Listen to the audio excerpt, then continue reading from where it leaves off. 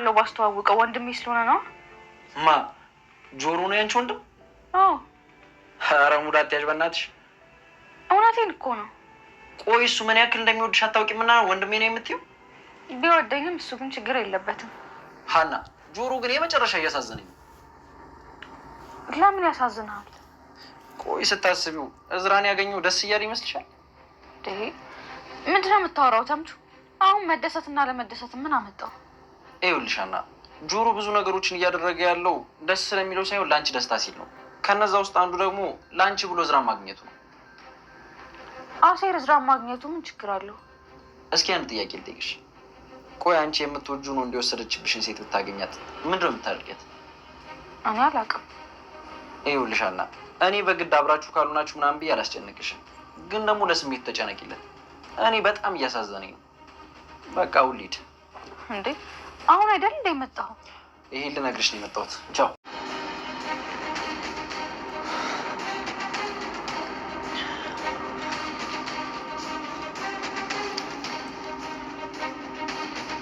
መስፍን ማለት ምን? እስኪ ተነሳ እንዴ እንነጋገር።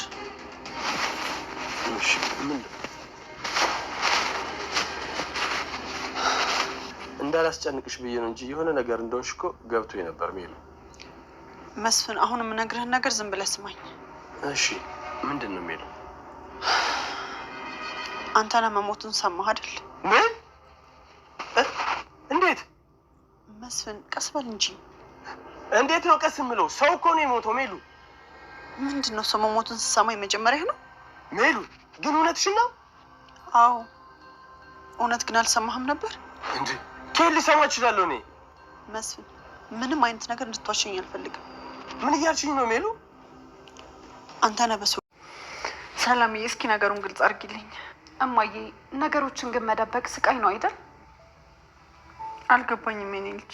ከአንተ ነገ የነበረኝን ነገር ከእናንተ ደብቄ ስለነበር ውስጤ ምንም ሰላም አልነበረውም እና ይህንንም ነገር ለቅዱስ እንዴት ነው የምነግረው ብዬ እያሰብኩ ነበር። አያውቅም ነበር? ማን ነግሮት? ታዲያ ነገርሽው? አዎ አንድም ሳላስቀር ዛሬ ነገርኩት። ምን አለ ታዲያ? በጭራሽ ያልጠበቅኩት ሰው ነበር የሆነብኝ። እንዴት? እኔ ስለ ትላንትናሽ ምን አገባኝ አለኝ። ሰላምዬ እስኪ ነገሩን ግልጽ አድርጊልኝ። ያለፈ ታሪክሽ ዛሬ ከኔ ጋር ላለሽ ግንኙነት ምንም ለውጥ አያመጣም አለኝ። እውነትሽን ነው ሰላምዬ? አዎ እማዬ፣ ሲበዛ በጣም ጥሩ ልጅ ነው ቅዱሴ። በጣም እንጂ። ምን አይነት የተባረከ ልጅ ቢሆን ነው ግን? መጀመሪያ አካባቢ ለቀልድ ነበር የቀረብኩት፣ ግን ከዛ በኋላ የእውነት ወደድኩት። የኔ ልጅ ሁሉም እንባ እኮ ምላሽ አለው። ግን በዚህ ልክ ያስቀየምኩትን በስከ መጨረሻም በሚያሳዝን ሁኔታ ድማሙ አንተነህን ገደለው። አንተነህ በተደጋጋሚ ወይዘሮ ሜላት ሊገደል ሙከራ ሲደረግበት ነበረ። በብዙ ነገር አደጋዎች ተርፏል ማለት ነው። አሁን ግን ድማሙ ከያዘ የማይለቀው ጀግናው ማለት ነው ግንባሩን ብሎት ወደ ሀገሩ ተመልሶ ሄዷል። ያው እሱ ቤተሰብ ጥየቃና በማለት ነው ወይዘሮ ሜላትን ሊያስታርቅ ነበር ከክፍለ ሀገር የመጣው። በዚህ ከቤተሰቡ ጋር በቆየባቸው ጊዜያቶች የቤተሰቡን ችግር ቤተሰቡ የገባበትን ውጥንቅጥ ስለተረዳ ጠላቶቹ ቤተሰቦች በጠላቶቻቸው ተከበው እያየው ዝም ማለት አልችልም ብሎ ከወይዘሮ ሜላት ጋር ወጥቶ ስላየው አንተነህ ማን እንደሆነ መጨረሻ ላይ እንግዲህ ግንባሩን ብሎ ልብሱን ጓዙን ጠቅሎ ወደ ክፍለ ሀገር ሄዷል ማለት ነው። በዚህ ምክንያት እንግዲህ አንተነህ መገደሉን የድርጅቱ ሰዎች ሰምተዋል። ከሰሞን በኋላ ለአቶ በቃሉ ደውለው አንተነህ እንደሞተ ነገሩት። እሱም በዛ ምክንያት ደንግጦ ወዲህ ወዳ እየተሽከረከረ እያለ ቤት ይመጣች ማለት ነው። ቀጥታ ሰተት ብላ ወደ ሳሎኑ ገባች። እናም ጭራሽ ደግሞ ቤት ድረስ መጣሽ ወይ ቀኝ እጄን ካስገደልሽ በኋላ ብሎ አንገቷን አነቃተኝ። ያው እሷም የመጣችው በእርግጥ እሱን ለመጠየቅ ነው። ምክንያቱም 100% እርግጠኛ ናት አንተነህ ያስገደልከው አንተነህን ከአንተ እጅ አልፈን ብላ ስላለችው እሱ ደግሞ አንቺ ከወይዘሮ ሜላት ጋር ተመካክረሽ ነው ያስገደልሽው እየተባባሉ እርስ በርሳቸው እየተጠቋቋሙ ይገኛሉ። እናም አቶ በቃሉ ቤት ውስጥ ተጨንቆ ስለነበረ ልጁ መጥቶ ምን ሆነ ነው አባዬ ብሎ ጠየቀው። እሱም አንተነህ እንደሞተ ነገረው። በጣም ነው የደነገጠው እዝራ፣ ምክንያቱም ያውቀዋል ከዚህ በፊትም ተገናኝተው ነበረ። እናም ሚዜው እንዲሆን ሁላ ይፈልግ ነበር። አሁን ላይ ግን እንደዚህ በድንገት መሞቱን መታመሙን ሳይሰማ መሞቱን ስለሰማ በጣም ደነገጠ። ለምን ትደነግጣለህ? በቃ በሞት ጥሩ ነበር፣ ከሞተ ሞተ ነው፣ አንተ ራስህ ላይ ነው ትኩረት ማድረግ ያለብህ ብሎ አባቱ መከረው ማለት ነው። በሌላ በኩል ቤትሻ ከቤት እየወጣች መንገድ ላይ ሰላም ወይዘሮ ሜላት አገኘቻት እና ወዴት ልትሄጂ ነው ብላ ጠየቀቻት። እግሬ ወደ መረኘት እንደሚሄድ ራሱ አላውቅም ብላ ያንተነህ መሞት ነገረቻት። ወይዘሮ ሜላትም እንዴት ነው የሞተው? ማን የገደለው ብላ ስትጠይቃት እኔ ምንም የማውቀው ነገር የለኝም፣ የድርጅቱ ሰዎች ናቸው፣ ጓደኞች ናቸው ደውለው እንደሞተ የነገሩኝ፣ አሁን በምን ምክንያት እንደሞተ ገና አላጣራውም ብላ ሄደች እና በዚህም ምክንያት ወይዘሮ ሜላት ተጨንቃለች። ምክንያቱም ከቤተሰቦቿ አባል አንዱ ገሎት እንዳይሆን፣ በተለይ ደግሞ ባሏ ገሎት እንዳይሆን ብላ አስባለች ማለት ነው። እሱም ስትነግረው በቃ አንተነህ መሞቱን ሰምተሃል ወይ እና ብላ ስትነግረው በጣም ደነገጠ። ቢያንስ እንኳን በቃ ተረጋጋ እንጂ ሰው መሞቱን ስትሰማ የመጀመሪያ እኔ ስትለው እንዲያው ሰው እኮ ነው የሞተው እንዴት ነው የማልደነግጠው ብሎ ከዛም ጠየቀችው። አንተነህ የገደልከው? ያው በተደጋጋሚ ስዝት ነበር በቤተሰቦችህ የመጣብህን ደግሞ እንደማትለቀውና አውቃለሁ። ስለዚህ አንተ ነግረኸው ከሆነ ምንም ነገር ሳትደብቅ ንገረኝ እና እኔ ምንም አልፈርድብህም፣ ግን ማድረግ ያለብን ነገር እንድናደርግ ንገረኝ ሲላል ሜሉ ሙች በጭራሽ እኔ አልገደልኩትም፣ እኔ የፈለገ ነገር ቢያጠፋ ነፍሰ ገዳይ አይደለሁም ብሎ ምሎ ነገራት። እሷም እርግጠኛ ሆነች። ከዛም አቶ በቃሉ እንደገደለው ነው እርግጠኛ የሆኑት ማለት ነው። በሌላ በኩል ወይዘሮ ሜላት ልጇን ለመዳር እንግዲህ ሽር ጉድ እያለች ነው። ሀናም ፍቅረኛዋን ለቤተሰብ አላስተዋወቅም ብላ ነገር ግን ለያሲር ለማስተዋወቅ አስባለች። እናም እንደምታስተዋወቅ ማስተዋወቅ እንደምትፈልግ ነገረችው። እሱም ባይፈልግ እንኳን እሷን ደስተኛ ለማድረግ ፈቃደኛ ሆነ። ሁለታቸውም ተቀጣጥረው ተገናኙ። ከዚህ በፊት ከእዝራ ጋር የተዋወቁ ነበረ። በእርግጥ ድጋሚ ሲገናኙም ያው እንደ አዲስ ነው ሰላም የተባባሉት እና ከዚህ በፊት እንደሚተዋወቁ እንደውም እዝራ እንኳን ደስ አለህ አሸንፈሃል፣ ሀኒቾን የመሰለች ሴት በማግኘት እድለኛ ነህ ብሎኛል ብሎ ሲነግረው አዎ ብየዋለሁ፣ አሁንም ደግሜ ብልህ ደስ ይለኛል ብሎ ሀኒቾን በማግኘቱ በጣም እድለኛ ሰው እንደሆነ እየነገረው በዛ ምክንያት እያወሩ እያለ ቤት የደወለችለት ለእዝራ።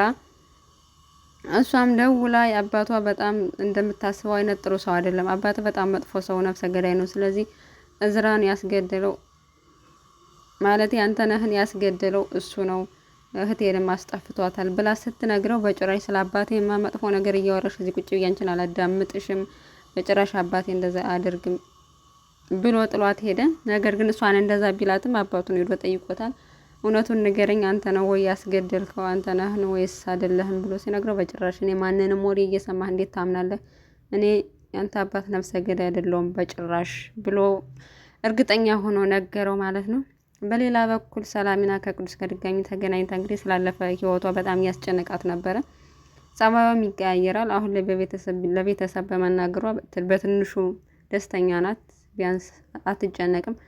ድጋሚ ደግሞ ወደ ፍቅር እየገቡ ስለሆነ ከቅዱስ ጋር እውነቱን ተናገረች። ያለውን ነገር እዚህ በፊት ፍቅረኛ እንደነበራት አርግዛን አስወረዳ እንደነበርና ፈቃደኛ ከሆን ካውቀህ እንድትገባ ነው ብዬ ነው። እሱ ግን ምንም ችግር የለውም፣ እኔ በባለፈው ህይወቴ ለጽዮን ብዙ መከራ ብዙ ስቃይ ከፍያለሁ እና እሷን ረስቻታለሁ። አሁንም እኔ የራሴን ያለፈ ህይወቴን መርሳት ከቻልኩ ያንቺንም መርሳት አያቅተኝም። ስለዚህ በባለፈው ህይወትሽ እኔ ምንም አልወቅስሽም ብሎ ተቀብሏታል። በዚህ ምክንያት በጣም ደስተኛ ሆነ። ፍቅረኛው መሆኑን አረጋግጣ ለእናቷ ነግራታለች። እናቷም በጣም ነው ደስ ያላት። በተለይ ደግሞ ያለፈ ታሪኳን ነግራ ስለተቀበላት ሁሉ ነገር ስትነግራት እናቷ ምን አይነት የተባረከ ልጅ ነው፣ በቃ ሰርጉም ከሀኒ በኋላ ይሰረጋል ብላ በጣም ደስ ብሏት ተናገረች ማለት ነው። እናም ሰላሚን አንተነህ መሞቱን ስለሰማች አንተነህን ግን የገደልሽው አንቺ ነሽ ወይ እንደማየ ብላ ጠየቀቻት። እሷም በጭራሽ ነው ያልገደልኩትም፣ እኔ አሁን ላይ በልጄ ሰርግ በጣም ቢዚ ነኝ፣ ሌላ ነገር ላይ ትኩረት ማድረግ አልፈልግም፣ ስለዚህ ነው ያልገደልኩትም ብላ ነገረቻት ማለት ነው። ምክንያቱም ድጋሚ እስር ቤት እንዳትገባባት ስለምትፈልግ እናቷ በቃ በጭራሽ ነው ያልገደልኩትም ብላ እርግጠኛ ሆና ነገረቻት ማለት ነው። እና የአንተነህ ገዳይ እስካሁን አልታወቀም። ድማሙም ስራውን ሰርቶ ሁሉ ነገር ጥሎት ተመልሶ ወደ ቀየው ተመልሶ ሄዷል። ሀኒቾም የምታረገው ነገር በጣም ራስ ወዳድነት ስለተሰማው መጥቶ ተምቹ በጆሮ ጉዳይ እያናገራት ነበረ። አንቺ ግን ምን እያደረግሽ ነው? ቆይ ለምንድን ነው እዝራን ጆሮ ጋር ያስተዋወቅሽው አለች። ምን ችግር አለው ወንድሜ ስለሆነ ባስተዋወቅኩት አለ። ወንድምሽ አይደለም እሱ። ቢያንስ እንኳን አንቺ ለእሱ ስሜት መጠንቀቅ የለብሽም። እሱ ሲጀመር እዝራን ማግኘት ፈልጎ ይመስልሻል እንደ ያገኘው ለአንቺ ብሎ ነው። ስለዚህ አንቺ አሁን ለምሳሌ በጣም የምትወጂው ልጅ ፍቅረኛውን ላስተዋውቅሽ ቢልሽ ምን ይሰማሻል? ለእሱም ቢያንስ ምነው ነገር እንኳን ባደረጅ ለስሜቱ ተጠንቀቂለት ብሎ ነገራት። እሷም በእርግጥ መጨረሻ ላይ ትክክል እንዳላረገች ገብቶታለኝ፣ ማለት የሆነ ስህተት እንደሰራሽ ገብቷታለኝ። አቶ መስፍንም አቶ በቃሉን ለማግኘት ሄዶ ነበረ እና በጣም ጨካኝ አረመኔ ሰው እንደሆነ እየነገረው ነበር። እሱ ግን ምንም አልመሰለውም። እኔ አሁን ሰው ስበላ ሰው ሲያናግረኝ አልወድም ሄድልኝ ብሎ አባሮ ላከው እና መዛ ስለሄደው ወይዘሮ ሜላትም የት ሄደ ነው ብላ ስጠይቀው እሱ ጋር ሂዶ እንደሆነ ነገራት። አሁን ላይ በቃ እንደዚህ ችግር ውስጥ እንድትገባ አልፈልግም፣ ምክንያቱም የሀና ሰርግ እየደረሰ ስለሆነ ምንም ችግር ውስጥ መግባት አንፈልግም። ጉዳያችን ከጨረስን በኋላ ግን እኔ ራሱ ቢሆን አልለቀውም ብላ ዝታበታለች ማለት ነው። እና እስከ መጨረሻ እንግዲህ ሁሉ ነገር የጠቆመው ወደ አቶ በቃሉ ነው። ቁጭ ብለው አንድ ላይ እየተነጋገሩ ባለበት ሰዓት ከልጁ ጋር ፖሊሶች በሩን አንኳኩተው መጥተው ሊወስዱት ነው እና አቶ በቃሉ ቢታሰርና ለትንሽ ጊዜ እስር ቤት ቢማር በጣም ደስ ይለናል።